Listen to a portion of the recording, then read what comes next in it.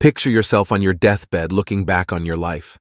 What do you hope to see in your life? Cover all the major areas that are important to you now. Would they be important to you then? What choices are you currently making to create that life now? What changes could you make to start heading in that direction? This was one of the exercises in today's book, suggested by the author to find the meaning of your life. The book is called Man's Search for Meaning, and the author is Viktor Frankl. By the end of this video, you'll not discover the meaning of life, but you will have the tools to find it. The question is, will you? The book starts with a true story, narrating events that will take you deep into the heart of human resilience to extrapolate meaning.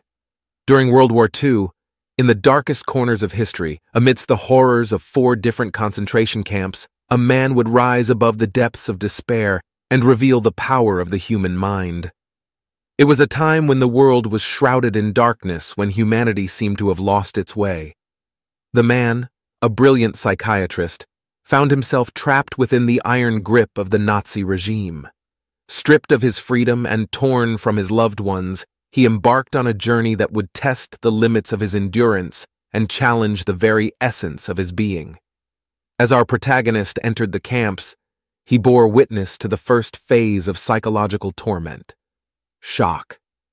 The prisoners, disoriented and bewildered, clung to fleeting delusions of reprieve. Their minds, desperate for a respite from the unfathomable horrors surrounding them, wove webs of false hope.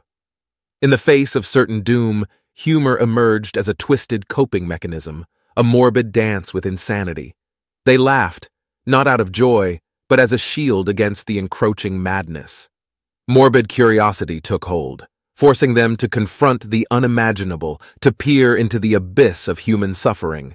But as time wore on, the prisoners sank deeper into the abyss, descending into a state of apathy. A veil of emotional numbness fell upon them, a protective shell that shielded their souls from the relentless onslaught of despair. In the midst of abhorrent conditions, they found solace in the absence of feeling. It was through this stoic endurance that they survived, their spirits preserved within the fortress of apathy. Then came the liberation, the long-awaited release from the clutches of the camps. Yet the scars ran deeper than the barbed wires that held them captive. The prisoners emerged from their chains, but their souls remained shackled. They were thrust into a world that was no longer theirs, detached from their own beings. Depersonalization consumed them, a disconnection from thoughts, bodies, and selves. They stood on the precipice of existence, feeling as though they were mere spectators in their own lives, trapped in an eternal dream. But amidst this desolation, the psychiatrist beheld a flicker of light, a beacon of hope amidst the darkness. He discovered a remarkable truth. Those prisoners who clung to rich inner lives, who nurtured future-oriented goals, and who discovered meaning in their suffering, were the ones who defied the odds. They fashioned a purpose from the ashes of their despair and found strength in the face of overwhelming adversity. In the face of unimaginable horror, our story's hero witnessed the dichotomy, or paradox, of survival. Those who succumbed to hopelessness, who saw no meaning in their suffering, relinquished their grasp on life itself. They became prisoners of their own minds, convinced that survival held no purpose, and in their resignation, they met their tragic fate. But the psychiatrist held fast to a profound revelation, a truth that resonates through the ages. No matter the circumstances, no matter the external forces that shape our lives, we possess an immeasurable power, the freedom to choose our response. In the face of unimaginable suffering, he understood that the human spirit remained unassailable, that within the depths of our souls, we harbor the ability to find meaning, to shape our own destiny. The end. Sorry for getting a bit carried away and using too many adjectives for drama purposes in telling you the story. But anyway, I forgot to mention one important detail. The man from the story was Viktor Frankl, the author of this book.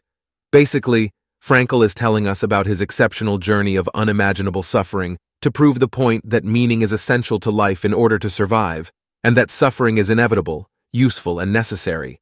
But what we can control is our reaction to it. He showed us meaning is real and can be extrapolated from even the worst of suffering. The second part of the book deals with the meaning of life and how to find it. If you're enjoying this video, please consider hitting that like button and subscribing to my channel to help support my work. This helps the YouTube algorithm suggest my videos to more people, which in return will help me make more videos for you guys. Back to the topic. Frankl survived the concentration camps, and what he witnessed in them became the catalyst for the founding of logotherapy, a psychological approach that emphasizes the pursuit of meaning as the primary driving force in human life. Unlike Sigmund Freud, who believed pleasure to be the main motivator, and Alfred Adler, who emphasized power, Frankl argued that meaning held the key to a fulfilled existence. Logotherapy focuses on discovering the true purpose of life beyond our individual thoughts and emotions.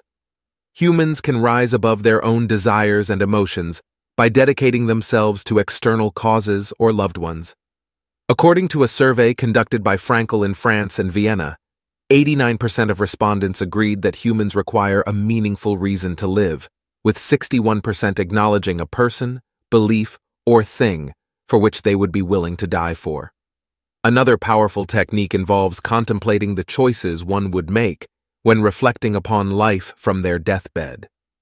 This exercise encourages individuals to evaluate whether their decisions would bring them happiness and a sense of fulfillment in terms of their personal and meaningful objectives. Logotherapy proposes 3 distinct paths to discovering meaning.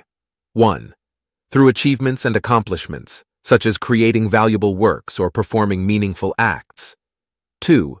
Through the experience of positive emotions, such as love or appreciation for the beauty of nature. 3. Through finding meaning in suffering, recognizing that enduring and finding purpose in challenging circumstances can be a significant achievement. For example, parents who work strenuous jobs to provide a better life for their children can discover meaning in their hardships. There are 3 suggested approaches to finding meaning in suffering. 1. Transform personal suffering into personal triumph by changing our perspective on the difficulties we face. 2. Utilize guilt from past decisions as a catalyst for positive change in future choices. 3. Recognize the inevitability of our own mortality to inspire responsible action and wise decision-making. Having an existential crisis is a common occurrence, and the search for meaning can induce anxiety in us. Logotherapy addresses 2 specific forms of anxiety. 1. Hyperintention refers to an excessive focus on a desired outcome that often hinders its realization. For example, when we desperately try to fall back asleep in the middle of the night, the intense desire to sleep can paradoxically keep us awake for longer. 2. Anticipatory anxiety, where fear and apprehension about a future event can actually contribute to its occurrence. For instance, someone who is self-conscious about sweating excessively when nervous may become anxious about sweating, which in turn increases stress levels and exacerbates sweating. Logotherapy offers 2 techniques to manage these forms of anxiety. 1. De-reflection involves shifting our attention away from ourselves and towards something greater or beyond ourselves. Paradoxically, this shift in focus often helps us achieve our goals indirectly. 2. Paradoxical intention suggests confronting the very thing we fear or feel anxious about. By deliberately engaging in the feared action, we can disrupt the anxiety cycle and ultimately free ourselves from its grip. For example, a doctor was anxious about how much he sweated. If he thought he was going to sweat, he got so anxious about it that he sweated profusely anyway. To break the patient of this cycle, Frankl told the doctor to aim for a paradoxical intention, to sweat as much as possible when he was anxious about sweating. Whenever the doctor felt anxious about perspiring, he flipped the narrative and thought, "If they thought I was sweaty last week, I'm going to sweat at least 10 quarts right now." Of course, when he tried to sweat, he couldn't do it. Both dereflection and paradoxical intention require you to reorient your purpose and look outside yourself, which directly aligns with logotherapy's principles. Finding meaning in life is challenging and can be frustrating. It's a big responsibility that you have to handle on your own.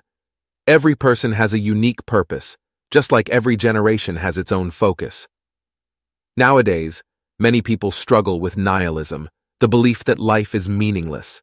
This may be because they think everything is already decided for them, so why bother finding meaning? It could also be because life is temporary, and they wonder if there's any meaning when we all eventually die. As we said, nihilism is the belief that life lacks meaning. It leads to personal isolation, as there is little solidarity in the idea of everything being meaningless. Existential frustration, a term used by logotherapy, manifests in three ways: frustration with existence itself, frustration with the meaning of existence, and frustration with personal meaning. These frustrations can result in feelings of emptiness and aimlessness, leading to an existential vacuum. In the 20th century, a significant number of people experienced existential frustration. A survey revealed that 25% of European students and 60% of American students of Frankl felt frustrated by existence and questioned the meaning of life. Boredom often triggers our frustrations with existence, as seen in Sunday neurosis, a depression that arises when individuals realize their discontent with their lives during moments of idleness. Extended life expectancies and the rise of automation further exacerbate our frustrations, as we may lack larger societal purposes like employment in our later years. Prolonged existential frustration can lead to depression, aggression, addiction, and various forms of stress-related symptoms. Feelings of meaninglessness are associated with depression and suicide, and those experiencing existential frustration may become numb to others' suffering or even contribute to it. The improvement of living conditions and increased freedom of choice paradoxically contribute to the generational existential vacuum. Traditional roles and instincts once guided human behavior, but with modernization, we have lost those anchors. The absence of clear guidance and the need to decide for ourselves can result in a lack of meaning.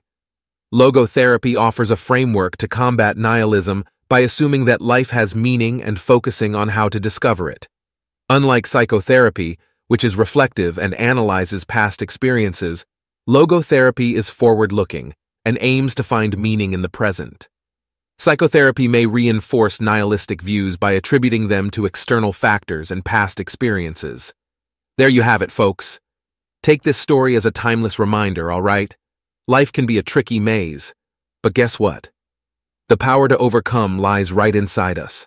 We get to choose how we handle the tough stuff that comes our way. Even in the darkest times, let's find that spark of meaning. 'Cause when we discover our true calling, we get the strength to keep going, break free from tough situations, and come out on top, like true champions. Viktor Frankl's story is a shining example of how strong we humans can be. It's like a hopeful symphony echoing throughout history. Let it always remind us of the incredible potential we all have deep down, just waiting to be unleashed. We can transform our lives and make a positive impact on the world we live in, my friends. If you consider this content to be so too, then hit the like button so others can see it and subscribe for future value. Until next time.